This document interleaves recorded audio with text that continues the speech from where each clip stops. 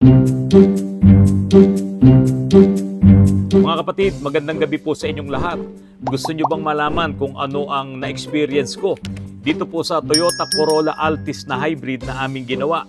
Ito po yung sasakyan na pinalitan namin ng baterya. Yung baterya po ay galing sa China. Ngayon, isang mabilis na kwento, dinala po sa amin itong hybrid na ito na hindi na po umi-start, hindi na gumagana, pero may power. Ngayon, 1% na lang yung battery niya. Kaya po nung diniagnose namin, ang talagang lumalabas po doon sa aming scanner ay sira na po talaga yung battery at kailangan ng palitan. May-ari nito, ikinuwento niya sa amin na ito pong sasakyan ay nabili niya sa isang buy and sell at yung buy and sell naman, ito daw po ay napanalunan sa bidding ng insurance. So ito po ay na-total loss na ng insurance, write-off na siya. So sa madaling salita, yung battery nito ay talagang paliti na. Ngayon, hindi naman siya makabili sa kasa dahil medyo mahal nga daw po. Kaya dumating kami doon sa sitwasyon na mag-import na lang ng battery dyan sa China.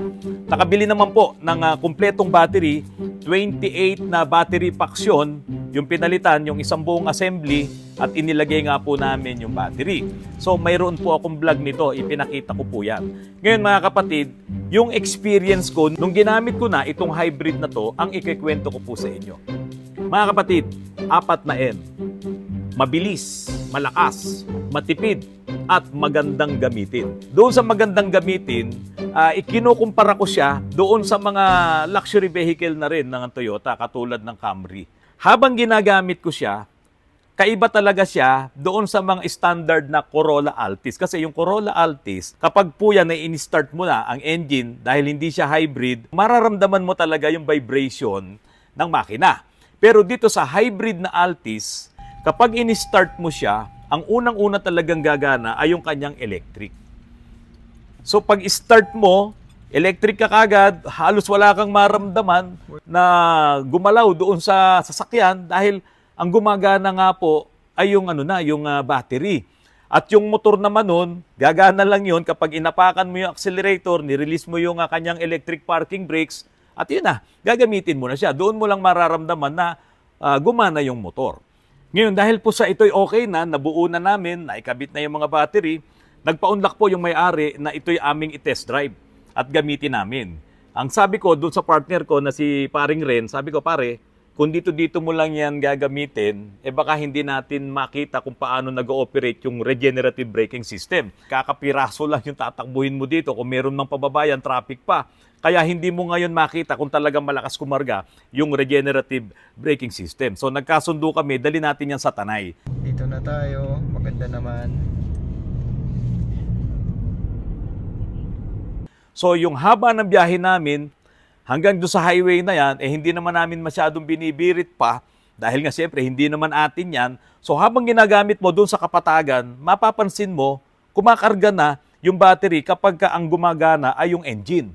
Kasi po may power split po na tinatawagan Toyota na kapag kailangan ng gumana yung kanyang internal combustion engine, kusang gagana yan at bibito yung kanyang electric motor. Napansin ko nung paangat ako, ang gumagana sa kanya ay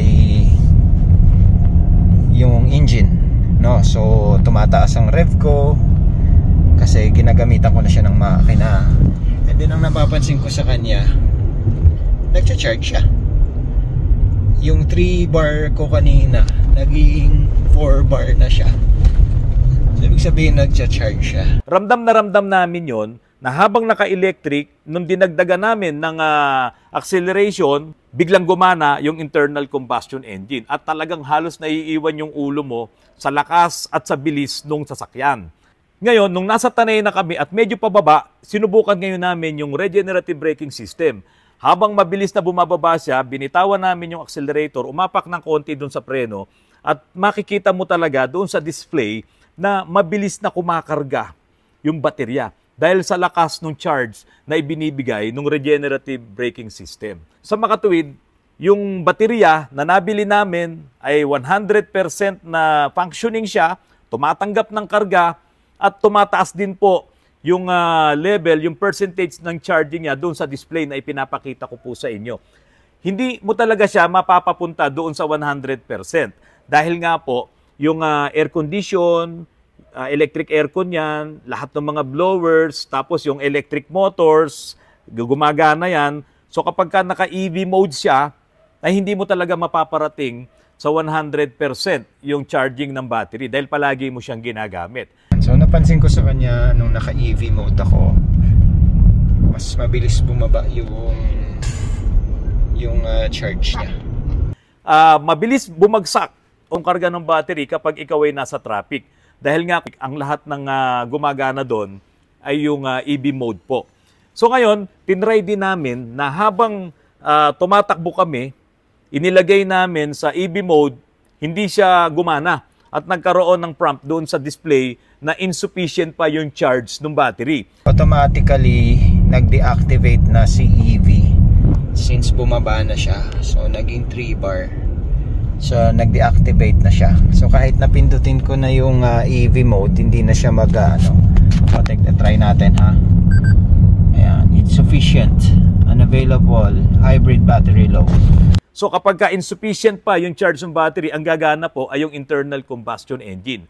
So ganun, papalit-palit lang mula electric motor, tapos kapag ka kailangan mo ng power, kailangan mo ng speed, kung saan naman gagana automatic yung internal combustion engine. Ganun siya. Ngayon may nagtanong nung nakaraan, dahil nga nung nasira nga itong hybrid na to, sira yung battery, may nagtanong po, hindi daw ba pwedeng gumana kung i-disable mo na yung EV, yung pagka-electric vehicle niya, yung battery, pwede daw po bang internal combustion engine lang ang gagana? Yan po ang medyo siguro downside nitong hybrid na ito. Kasi po, nung nasira talaga yung battery nitong hybrid na ito, ay wala nang chance para mapa-start mo pa yung internal combustion engine. Dahil ang magpapagana, ang magsisilbing starter dito, ay yung mismong motor na kailangan naman ng mataas na karga ng battery. Since sira na yung battery, totally drained siya, hindi na talaga makapagkarga, hindi na umistart.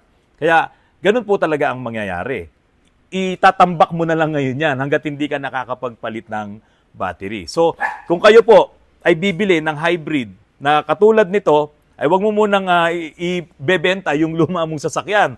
Dahil once na ma-experience mo rin na masiraan ka ng battery na katulad nung nangyari dito sa hybrid at wala ka pang pamalit, wala ka pang pambili, syempre hindi mo yan magagamit. Maraming magandang features itong Toyota Corolla Altis na to na hybrid. Kasi nga, habang umaandar ka, ito yung maraming tanong pa nung araw sa mga vlogs ko na pwede daw bang habang umaandar yung makina ay nagcha-charge na yung battery. Ito nga po, yung meron dito sa hybrid na to kasi kitang-kita dun sa display. Habang gumagana yung internal combustion engine, ayan o, kita niyo po, nagcha-charge siya. Internal combustion engine ang gumagana dyan. Ngayon, kapag ka naman naka-full EV mode siya, hindi nyo makikita yung arrow na yan na nagcha-charge dun sa battery dahil nga, yung battery naman ngayon ang ginagamit mo. Pabalik naman yung arrow niyan. So, yun ang kagandahan dito sa hybrid na to. Okay na okay to. First time kong nakagamit ng Toyota Corolla Altis na hybrid at para sa akin, pasadong-pasado po ito sa lakas, sa bilis, sa gandang i-handle, hindi siya matagtag at talagang swabe yung takbo ng sasakyan. Kung ikaw ay pasahero lang, mga kapatid, wala kang mararamdamang vibration kapag ka tumatakbo yung sasakyan. Para ka lang itinutulak, yung sasakyan mo na hindi umaandar, parang itinutulak lang. Kasi hindi mo mararamdaman yung vibration ng makina kapag naka-EV mode siya. Mararamdaman mo lang na, halimbawa, nasa traffic kayo, biglang gumana yung internal combustion engine kasi magkakarga naman siya doon sa battery.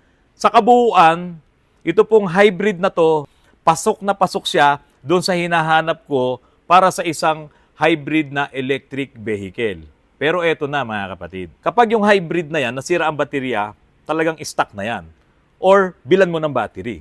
Ngayon, kung meron kang hybrid na ganyan, dapat meron ka ring ibang sasakyan. Kaya kung meron kang ganitong hybrid, huwag mo na ibenta yung sasakyan mo. Dahil kung biglang masira ang baterya, saan ka ngayon kukuha ng pamalit na sasakyan mo? Kapag nasira yung baterya, hindi na gumana, hindi mo na rin magagamit yung sasakyan. Wala siyang starter na katulad dun sa mga standard na sasakyan na magpapaikot doon sa internal combustion engine. Malakas, mabilis, matipid. Yan, matipid. Hanggang doon tayo sa matipid. Matipid, efficient sa energy, sa fuel. Yung matipid na yon, magiging quits na lang yan kapag nasira yung hybrid mo. Kasi mga kapatid, mas marami ngayong pagkakagastosan dito sa hybrid. Kung bago pa to, at hindi siya magkakaroon ng problema katulad nung nangyari dito sa hybrid na nasira ang baterya, ang maintenance mo ay ito. Meron din siyang internal combustion engine. At siyempre, mayroon din niyang change oil. Hindi pwedeng hindi ka mag-change oil ng regular. Dahil yung internal combustion engine na ito, kahit pa sabihin mo na meron siyang katulong sa powertrain, no, yung motor at yung itong internal combustion engine, nag-a-act naman kasi ito as generator. So every time, mamamatay, gagana, mamamatay, mag-o-off ang engine, gagana ang engine, mag-o-off ang engine. Naku, napakalaking stress po niyan doon sa engine po nung hybrid na ito. So kailangan regular ang change oil mo dito dahil nag-a-act ito as generator. Alam nyo naman ang mga generator. Ito po ay mayroon ding transmission. Naka-ECBT po ito. So kapag CBT, meron din po itong fluid. No? CBT fluid. So isa pa po sa dagdag na maintenance yan. Ngayon, meron din siyang dalawang electric motor. Ano pa ang mga dagdag na maintenance dito? Yung air condition niya. Ito po ay naka-electric din. So dito, talagang pagod na pagod yung makina mo dahil sa dami ng gumagamit ng kuryente na nandoon naka-store sa battery. Para bang yung aircon mo kapag ka nag-automatic on at nag-automatic off, parang ganon yung trabaho ngayon ng internal combustion engine. Siya nag-on and off siya para lang kargahan yung battery. Isa-isahin ulit natin, engine, meron siyang batteries, meron siyang ECBT transmission, computer box, generators, electric aircon, at yung pinaka-system niya, yung system ng kanyang computer. Nandoon lahat yan. Ngayon, doon sa mga binanggit ko sa inyo, kung meron pa akong hindi nabanggit, hindi po yan pwedeng gawin sa mga ordinaryong shop na katulad lang namin. Nagkataon lang na itong kaibigan namin na nabili niya, yung hybrid na yan, sira ang baterya, ipinagkatiwala po niya na iyan po ay aming gawin. Dahil nga po, baterya lamang yung aming inayos. Pagkasalpak nga po ng baterya na yun hindi na kami nag-scan pa ulit at mag-diagnose kung meron pang trouble codes. Wala na. Tapos na po, gawa na yung hybrid, yung Altis na yon kasi wala namang ibang problema. Ngayon, ang sinasabi ko lamang po dito mga kapatid, kung ano yung ginagawa mo sa standard na sasakyan mo na gasoline engine or diesel engine, pagdating dito sa hybrid, mas madadagdagan ka ngayon ng gastos. At hindi mo ito pwedeng ipagawa sa mga ordinaryong shop lang, doon ka magpapa-change oil, o mababoid warranty mo. At mataas din po ang insurance nito dahil nga po doon sa pagiging electric vehicle niya. So, yung natitipid mo ngayon, eto na, yung natitipid mo sa gasolina, yung natitipid mo sa energy, quits ka na lang or baka nga abono ka pa kapag ikaw ngayon ay magpapamaintain ng iyong hybrid. Kasi po yung baterya niyan, dapat mine-maintain din yan. Yung mga battery packs na ipinakita ko sa inyo, dapat iyan ay pinagpapalit-palit din. Dahil hindi naman kaagad nare-reach or nakakapag-fully charge yung lahat ng mga battery na yon, mga kapatid. At merong baterya dyan na hindi niya talaga napupuno. At yung cycle po niyan ng charge and discharge, yan po ang nagpapahina sa battery. So sa madaling salita, mga kapatid, kung tipid at tipid ang pag-uusapan, wala rin. Kasi mataas ang maintenance po ng hybrid or itong mga electric vehicle na magdadatingan. Dahil nga po, hindi mo naman yan pwedeng ipagawa sa mga katulad lang namin na mga shops. Kaya nga po ako, naghahanap na rin po ako ng mga companies na mag-o-offer kahit sa ibang bansa ng trainings and seminars, kahit magbayad po kami, para kami ay maging legit or pwede kaming magpa-accredit sa ibang mga automotive dealers dito para mag-repair po kami nitong mga hybrid electric vehicles po na ito or yung mga EV. Pero dito sa Pilipinas, wala pa talaga Medyo mabagal yung ating EBITDA law. Dapat kasi ito ay nasa kurso na.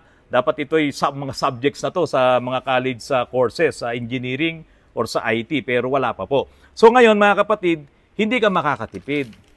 Mabigat ang maintenance ng isang hybrid. Kapag humina na yung battery, at siyempre, walang makina na internal combustion engine na hindi yan magkakaroon ng problema. Darating ang panahon, magkakaroon ng problema yan. Ganon din itong makina ng hybrid. Lalo pat siya ay nag-act as generator. On-off yung makina. Naku, tandaan niyo po mga kapatid, hindi tatagal yan. Dahil nga po doon sa kanyang trabaho. Ngayon, magpapa-maintain ka ng transmission pa. O yung transmission gumagamit ng electric motor para doon sa CVT niya. Dito sa mga standard na CVT, meron din ng mga torque converter at merong kadena din doon sa loob ng CVT. Kapag yan ay nasira or yung mga solenoid niyan, di ba, ang mahal. Dito nga lamang po sa amin, maabot na po ng pinakamurang overhaul namin ng CVT ay 40 to 45,000. Pataas. What more yung hybrid na yan? At yung hybrid na yan, kapag nasira ang transmission niyan, hindi mo yan pwedeng dalhin sa amin. Unang-una, baka wala kaming mabiling pyesa niyan. Lahat yan ay sa kasa. So, yun yung mga nadagdag ngayon na maintenance dyan. Sama po pa yung battery na napakamahal. Ngayon, kung wala kang dagdag na pera, naaktuhan na nasira yung sasakyan mo, nakapos ang pera mo, anong mangyayari sa hybrid mo? Tapos habang naluluma yan, meron kayang bibili. Na yung bibili, alam niyang ganyan ang mangyayari, na degraded na yung battery, yung internal combustion engine ay ganun din, pagod na, pati yung ECBT niyan ay may problema na rin, pati yung electric motor ng air condition niyan. Lahat yan ay magkakaroon ng paghina or madidegrade lahat yan.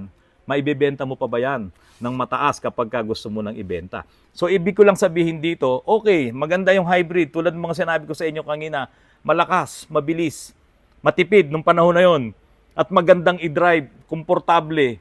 Pero yung maintenance niyan ay napakalaki. Dahil sa dami ng pwedeng masira, makina, electric motors, dalawa, transmission, ECBT, pati yung mga electronics niyan, yung system softwares niyan, lahat yan ay ipame-maintain mo, lalo na yung battery. At yan ay hindi naman pwedeng taon-taon ka lang magpapamaintain. May regular na maintenance yan. Hindi katulad dito mga standard na mga internal combustion engine ng mga sakyan, kahit na mga luma pa yan, hindi ka gagastos ng malaki dito. Pero pagdating sa pollution, ganun din kasi gumagana na rin at maya yung kanyang internal combustion engine unless yan ay full electric vehicle. Kaya po mga kapatid, itong hybrid na ito, kung gusto nyong bumili, kung sobra-sobra ang pera nyo, okay, may experience nyo, napakasarap gamitin, mabilis, at komportable ka talaga, halos wala kang maramdaman na vibration kapag EV ang ginagamit mo. Pero pag tumagal sa'yo yan, tandaan nyo na lamang po, lahat ng mga binanggit ko sa inyo, lahat yan ay i-maintain. Lahat yan ay pwedeng masira. Mga kapatid, magandang gabi po at maraming salamat po sa inyong lahat.